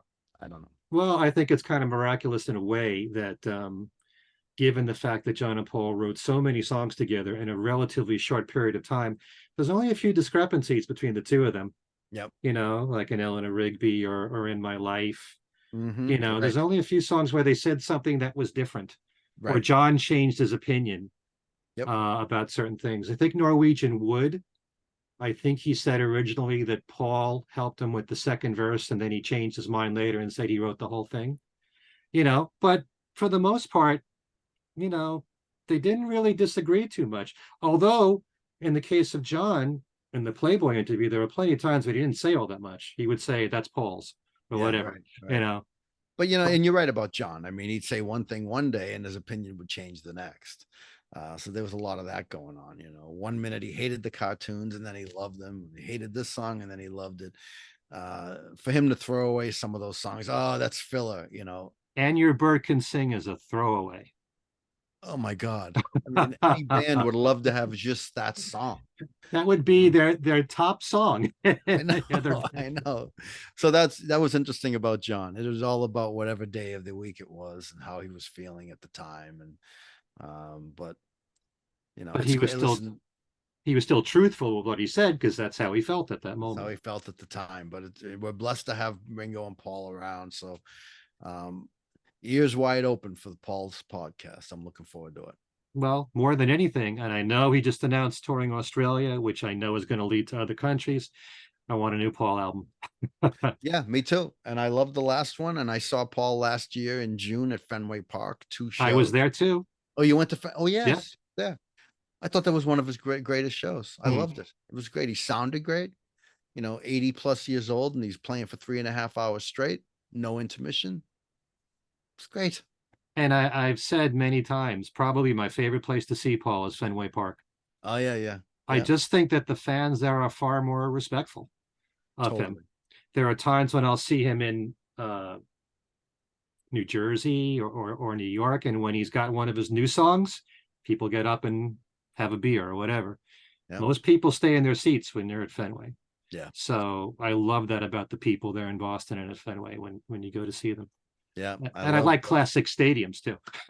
Yeah, exactly. That's a historic place, you know, yeah. So historic place to see a show.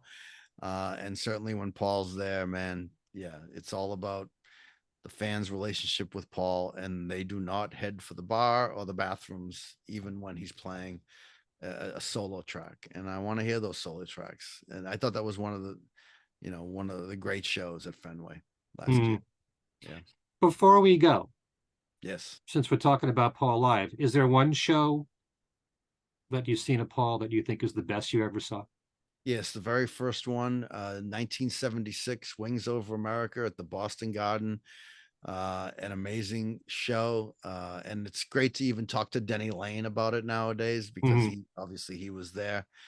But just the whole idea that the Beatles had played there, George played there in 74, which I was there, and then to see the Wings Over America at the Boston Garden 1976, amazing.